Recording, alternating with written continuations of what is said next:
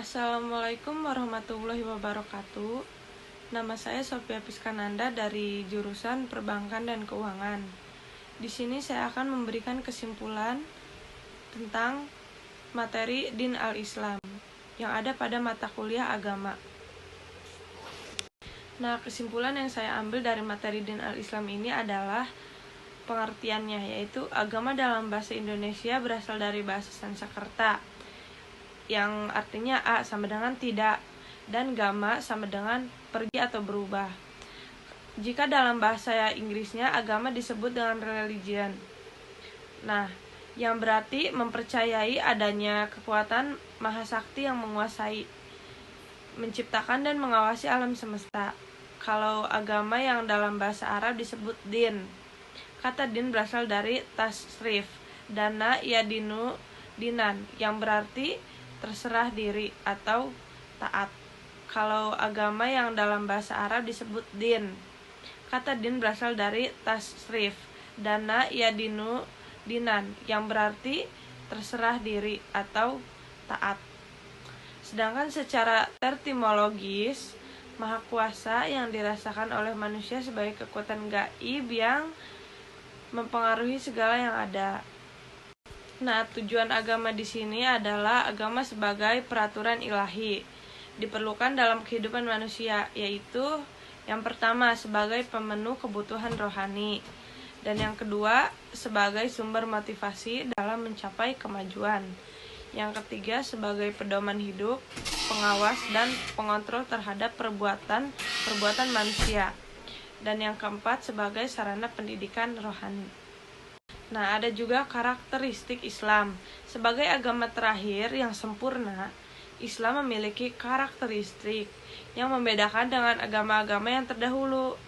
Di antaranya karakteristik Islam adalah yang pertama, Robbaniyah, yang kedua, Syumuliyah atau universal, yang ketiga, Tawazun atau seimbang, yang keempat, Insaniyah, dan yang kelima, Al-Adalah atau keadilan.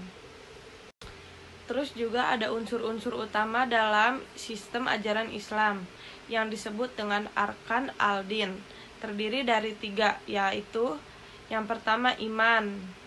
Iman secara bahasa itu berasal dari bahasa Arab, yaitu amana yu'minu imaman, yang mengandung arti kepercayaan dan keyakinan. Terus juga iman adalah ajaran Islam meliputi 6 unsur. Yang pertama yaitu percaya kepada Allah, yang kedua mempercayai kepada malaikat, yang ketiga mempercayai kepada kitab-kitab Allah, yang keempat mempercayai kepada rasul-rasul Allah, yang kelima mempercayai kepada akhir-akhir, dan yang terakhir percaya kepada qada dan qadar. Nah, ada juga sistem ajaran Islam yang kedua yaitu Islam. Islam secara etimologis berasal dari bahasa Arab, yaitu aslama yaslimu islaman, yang artinya menyelamatkan, masuk dalam keselamatan, menyerahkan dan tunduk atau patuh ya.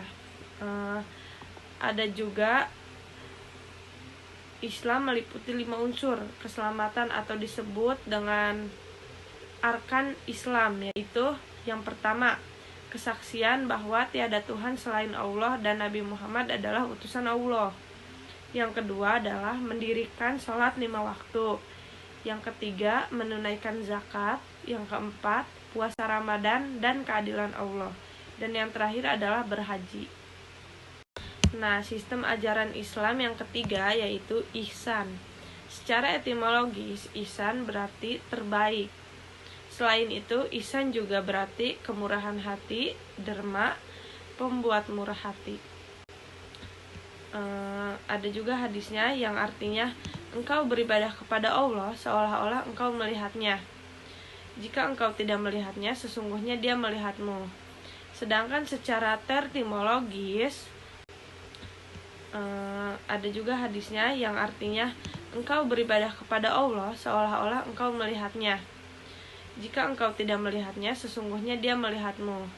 Sedangkan secara tertimologis, ihsan berarti menyembah Allah seakan-akan melihatnya.